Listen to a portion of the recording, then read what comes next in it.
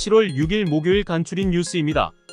윤석열 대통령이 문화특별보좌관으로 유인촌 전 문화체육관광부 장관을 임명할 예정입니다. 또한 대통령실은 신임 통계청장 등 차관급 인사를 발표할 것으로 전망됩니다. 국제원자력기구 IAEA는 후쿠시마 원전 오염수 샘플에 대한 추가 분석을 우리나라와 공동으로 진행하고 보고서를 올해 하반기에 발표할 예정입니다. 한국에서는 강제동원 피해자의 배상금을 맡아달라는 정부의 공탁 신청이 광주지법과 수원지법에서 받아들여지지 않았습니다. 미국 재무장관 옐런은 중국을 방문하여 양국의 경제, 무역 관계 및 국제 경제 현안에 대해 논의할 예정입니다. 테슬라는 인도 시장에서 기대 이상의 판매 실적을 올리면서 중국과 일본에서 가격을 더 낮추기로 결정했습니다. 그러나 이러한 가격 전쟁 전략은 결국 테슬라에게 부정적인 영향을 미칠 수 있다는 분석이 제기되고 있습니다. KBS 수신료 분리 징수를 놓고 어제 회의에서 갈등이 발생했습니다. 수신료가 일부 무보직 간부들의 연봉으로 사용되었다는 주장과 KBS 개혁이 필요하다는 주장이 충돌하였으며 야당 측의 일부 위원은 회의장을 나가고 표결에 참석하지 않았습니다. 경찰은 출생 신고가 되지 않은 아기들에 대한 수사를 진행 중인 가운데 최근 400건의 접수가 이루어졌습니다. 정부는 주민등록 주소와 실제 거주지가 일치하는지 확인하고 조사 범위를 확대하기로 결정했습니다. 서울에서는 만취한 운전자가 교통사고를 낸 뒤 도주하다가 시민들에게 붙잡혀 경찰에 인도되었습니다. 이 운전자를 붙잡은 시민들은 축구 국가대표 출신 이천수와 매니저였습니다. 대북송금 등의 혐의로 1심 재판을 받고 있는 김성태 전 쌍방울 그룹 회장이 배임과 횡령 혐의로 추가 기소되었습니다. 가짜 검사가 영장을 보낸다는 소리에 40억 원을 사기당한 보이스피싱 사건이 발생했습니다.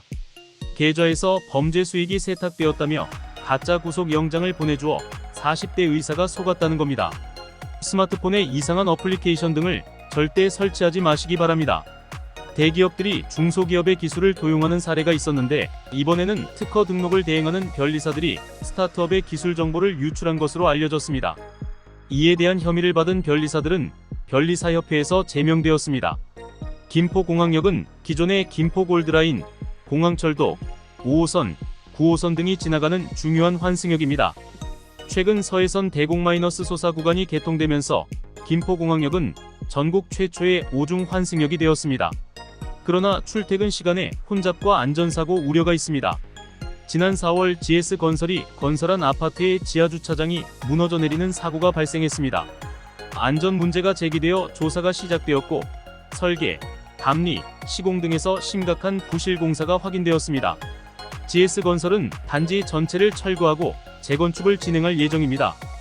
9월부터는 법인차의 번호판이 연두색 전용 번호판으로 변경될 예정입니다. 이에 대한 행정 예고가 이달 중에 있을 예정이며 신규 등록되는 법인차부터 연두색 번호판을 사용하게 됩니다. 메모리 반도체 부진이 지속되면서 삼성전자의 2분기 실적 전망이 어둡습니다. 내일 7일 발표되는 실적은 최악이었던 1분기보다는 나은 것으로 전망됩니다. 하지만 전년 대비 영업이익은 98% 감소하고 매출은 20% 줄어든 수치입니다. 유럽 아드리아해에 위치한 크로아티아의 두브로브니크는 많은 한국인들도 찾는 인기 여행지입니다. 하지만 이곳에서는 거리에서 바퀴 달린 여행 가방을 끌고 다니면 벌금을 내야 합니다. 이는 소음, 공해로부터 지역 주민을 보호하기 위한 조치입니다. 새우깡의 후속작인 먹태깡이 큰 인기를 끌고 있습니다. 이제는 중고거래 사이트에서도 먹태깡을 웃돈까지 얹어 판매하는 모습을 볼 수 있습니다. 먹태깡은 SNS를 통해 입소문이 퍼져 큰 인기를 얻고 있다고 합니다. 영화 범죄도시 3가 1000만 관객을 돌파한 가운데 이 시리즈의 전편인 범죄도시 1과 범죄도시 2도 다시 인기를 얻고 있습니다.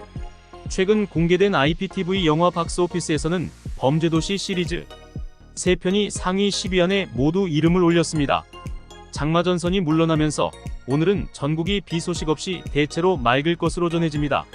그러나 한낮에는 기온이 35도까지 치솟아 찜통더위가 예상되며 경기 남부 등 일부 지역에는 폭염특보가 내려졌습니다. 특히 수도권과 강원 동해안을 중심으로 열대야가 나타날 수 있습니다. 이상으로 오늘의 주요 뉴스를 전해드렸습니다. 저희 간추린 뉴스에서는 계속해서 최신 소식을 전달해드리겠습니다. 감사합니다.